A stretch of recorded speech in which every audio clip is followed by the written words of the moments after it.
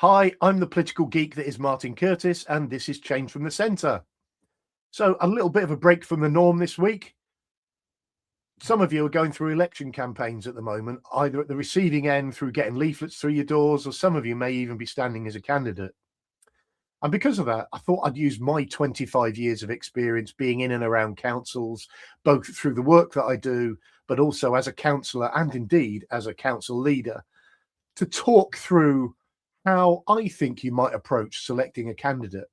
And this is all about stimulating debate, stimulating a little bit of thought with you. So you might agree or disagree with me. What I'm trying to do is get people to be more active voters and to think about alternatives to just putting a cross against a box because the party you happen to like at the moment is in that box. Because local elections especially, they are about far more than that. This is going to be split into 2 weeks. So this week I'm going to cover items 1 to 5, and next week I'm going to do 6 to 10. That's basically because there's a hell of a lot of this, and I'd rather do this and split it over 2 weeks to do it justice.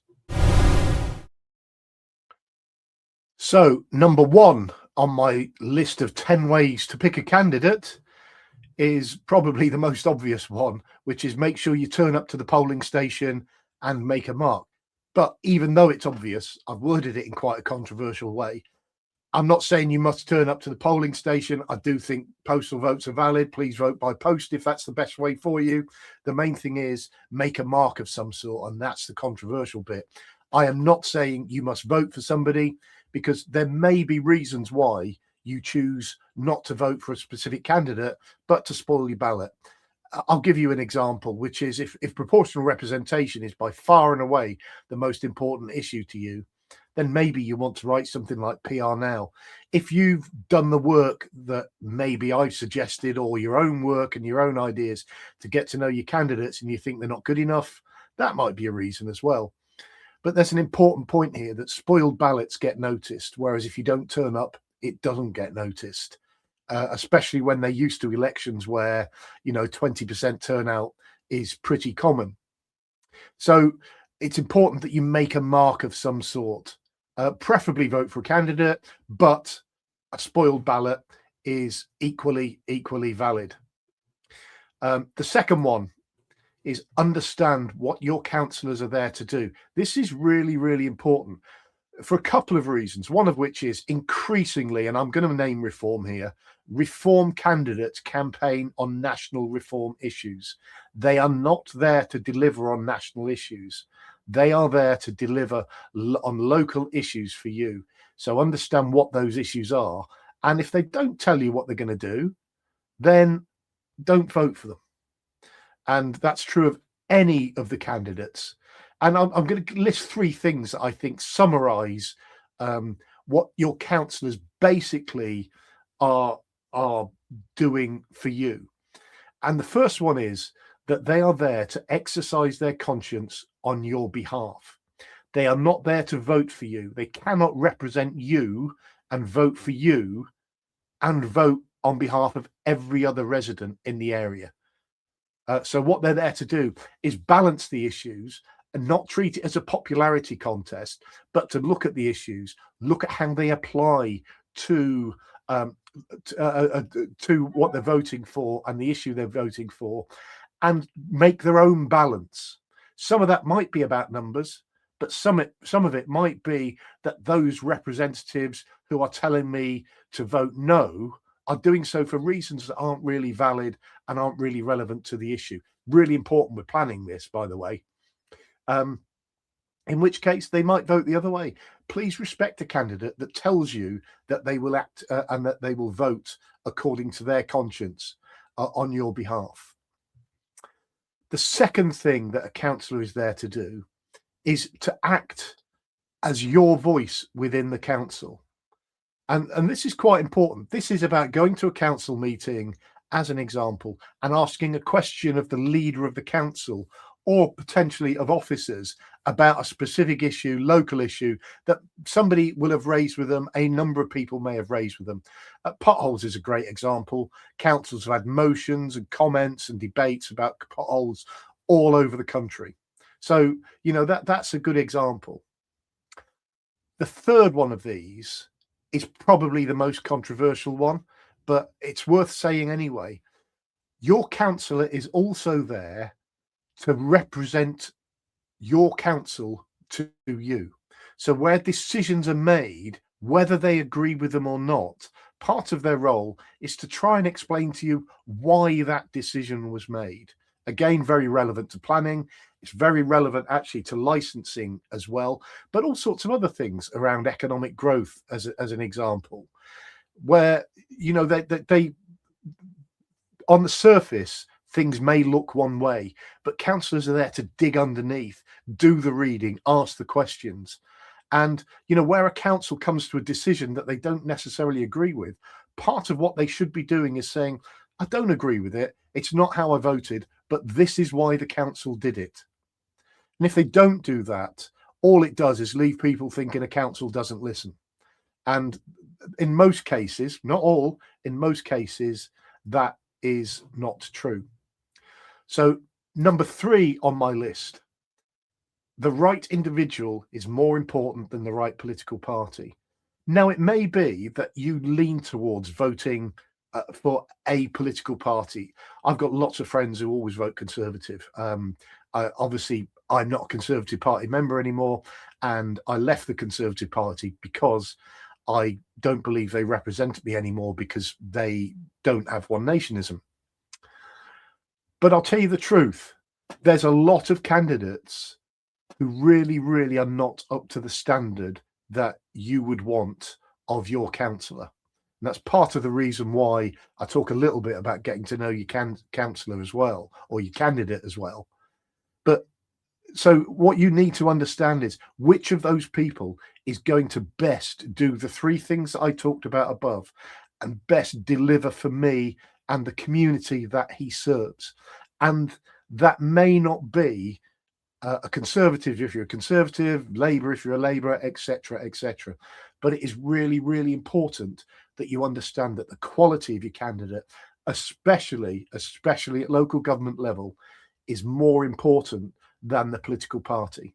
If you're lucky, the right candidate will be from the right party, but that's for you to find out and decide, rather than just automatically decide you're going to vote for one party. Before I move on to the last 2 within this episode, just the normal plea, please. If you like what I'm saying here, or if you find it interesting and disagree with it, then please subscribe to the channel. But also, if you do disagree, or if you think I've missed something or whatever, please put a comment in the remarks. I do try to respond to remarks whenever I can. Anyway, the 4th issue about how to choose a candidate, in my view, only is don't take everything at face value. What do I mean by that? Well, you are going to get leaflets through your doors, probably 2 or 3 from each candidate. It will vary from candidate to candidate, and some of them have different balances between the amount of door knocking they do, the amount of leaflets they deliver. I wouldn't worry about that, apart from, you know, the level of effort probably means something. But on the leaflets that you get through the door, there'll be things that you need to check and double check. And I'll give you a couple of examples. The first one is bar charts, and this is the Liberal Democrats' absolute forte. If there is a bar chart on your leaflet that says you need to vote in this direction because historically only the Liberal Democrats can win this seat, treat it with a very, very big pinch of salt. They do things, as an example, like compare the last general election with a completely different field of candidates to this local election that's coming up, or the last local elections when maybe there were only 2 candidates when this time there are 5. They also do things like miss out independents, when sometimes the independents are the ones that have held the balance of power and control. So don't take them at face value. The other one is candidate A voted for issue B, therefore they shouldn't get your vote. Always do the digging underneath this, because there's almost always something more to this. Sometimes it's about whipping, and that's for you to decide whether it's a big enough issue that they could and should have defied the whip. Sometimes it is that underneath the surface, there's a lot more to this issue than just the one thing that they are claiming on their leaflet. There might be a myriad of other things that make absolute sense to vote for. And as a councillor, you might try and change that. But if you can't, you've got to decide whether that's important enough for you not to vote for it, or whether all the other things that are good are worth voting for. So everything that comes through like that, treat with a pinch of salt. It's not that people lie, and I'm not saying that election candidates lie, but what they do is stretch the truth and twist the truth a little bit to try and distort it. It's what politics do all the time. I suppose it's what you would call spin. But it is really important that you understand that that happens, and that when a leaflet comes through your door that says something you don't like about a candidate, that actually what you need to do is dig under the surface rather than take it at face value.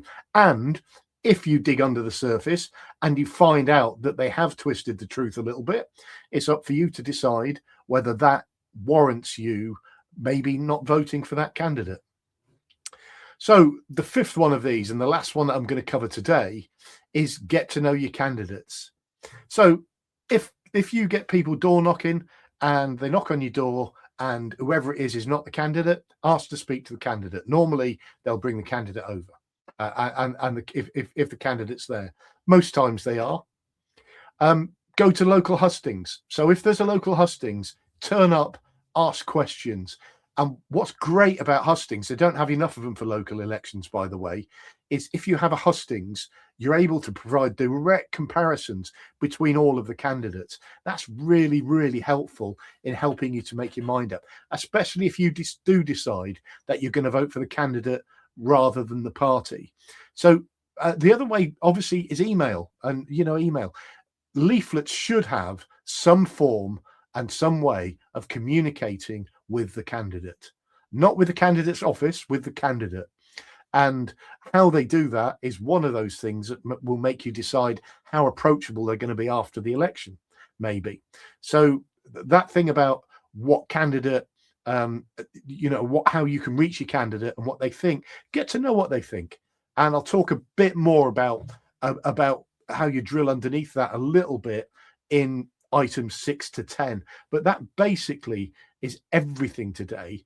And I just want to cover, I just want to put a resume up there this time so that you've got that as a reference point, and I'll put 6 to 10 up next time. So 1 to 5, make sure you turn up to the polling station and make a mark. Understand what your councillors are there to do. The right individual is more important than the right political party. Don't take everything at face value, and get to know your candidates. I hope that's been helpful for you. If it is, as I said, please subscribe, because that way you'll get to know when the next episode is published in a week's time. But thank you very, very much for taking your time to listen to me again.